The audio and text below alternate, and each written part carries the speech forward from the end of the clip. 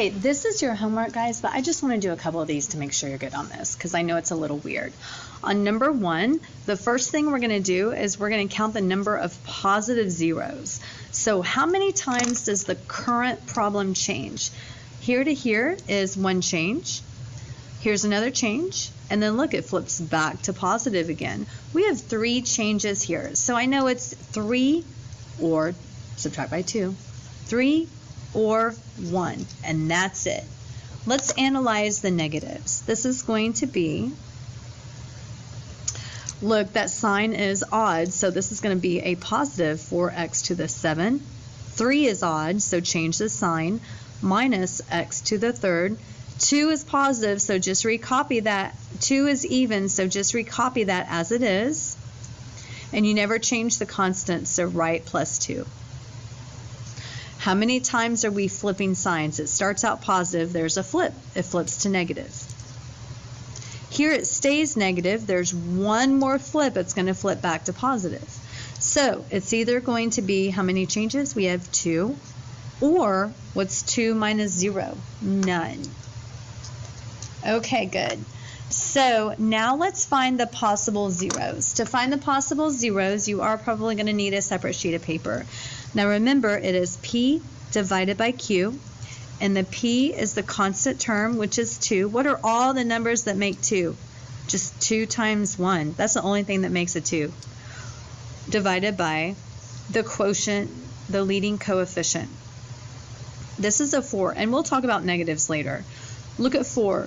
4 is 1 times 4, or it's 2 times 2. These are all of the factors that make this.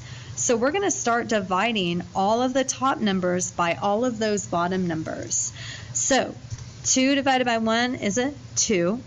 2 divided by 2 is a 1. 2 divided by 4 is a 1/2. Now let's do this top number. 1 divided by 1 is 1. 1 divided by 2 is 1/2. 1 divided by 4 is 1/4. Don't do your repeats on here. So on this, where it says the possible zeros, we could possibly have a 2. Let's write 2. Look, draw your plus minus first. 2, comma, 1, comma, 1/2. Look, I already wrote a 1. We're not writing repeats. Remember, we're just talking about possibles here. We already wrote a 1/2. We have not written a 1/4, so let's write a 1/4. And I'm just going to put these in brackets because that plus minus goes to all of those numbers. That's the rational zero test, what I did in this green pen. Let's keep going. Let's look at number 2. So for number 2, let's talk about how many positive answers there might be. Let's analyze the sign changes. It starts out positive, stays positive, there's a flip to negative. Then it stays negative. So for our positive answers, it is only 1. I cannot subtract by 2 because that would give me a negative number, and we're like counting the possibilities. You cannot have a negative possibility. It doesn't exist. So just plain 1 for our positives. Let's plug in f of negative x. So easy. All we're going to do is change the signs of an odd exponent. That's the only odd exponent we have. So these two are going to look identical. So let's just recopy positive 5x to the 4 plus 2x squared. Go ahead and change that negative 6x to a positive 6x. And then minus 5. Let's analyze the changes. Starts out positive, continues to be positive, continues to be positive. Oh, there's one change right here. So we may have one negative, and again, you cannot subtract by 2 because you'd land on a negative number. So our only possible positives are 1, and our only possible positives, our negatives are negative 1. Now let's analyze the zeros. Remember, for the zeros, you take the last number, which is 5. 5 is prime, so all we can do is 5 divided by 1. Let's look at the leading number, which is also a 5. Remember, it's prime, so it's just 5 over 1. 5 times 1. Remember, we're going to start dividing these. 5 divided by 5 is 1. 5 divided by 1 is 5. Now let's do the other top number. 1 divided by 5 is 1/5. 1 divided by 1 is 1. Copy these up here. Start with a plus minus. Do not write any repeats. Only write the 1 one time. 1, 5, 1/5. That's it. Let's do it one more time. Let's look at problem 3. So for problem 3, let's analyze the positive terms. Here's the positive term. It started out positive, turned negative, stays negative, but it flips back to positive. So your possible answers for positive zeros is 2 or, what's 2 minus 2? None. Now let's figure out the negatives. So easy to figure out the negatives. You just change the sign of the odd exponent. You only have one odd exponent here.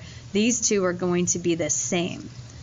So f of negative x is going to equal 2x to the 6 minus 3x squared plus x. And remember, your constant never changes. How many changes occur here? It starts out positive. Right here's a change. Flips to negative. But then it flips back to positive, and then it stays positive. So your possible negative answers are 2 or none. 2 minus 2. Okay, time for your possible zeros. You take the last number, break it into its factors. That's just 1 times 1. You take the first number, break it into its factors. That's just 1 times 2. You divide. 1 divided by 1 is 1. 1 divided by half is 1/2. That's it. So up here, don't forget, we always include the positives and the negatives. It is going to be a 1 or a 1/2. Excuse me. So please remember, these are the only possible answers that exist for these polynomials. What I wrote in green, these are the only answers. I can't get a 7 here, can't get a 7 there, can't get a 7 there. It is within these brackets for sure. So we have some certainty there. Some more certainty that we have is how the answers are going to look, what kind of sign they're going to have. These have a possibility of 3 or 1 being positive. This has a possibility of 2 or none. This one is pretty slim. You're just going to get 1 positive or nothing, or 1 negative. That's exactly what you're going to get. Over here, you're going to come in pairs, or you're not going to get any at all. So that's what René Descartes' rule of signs and the rational zeros test is going to provide for you.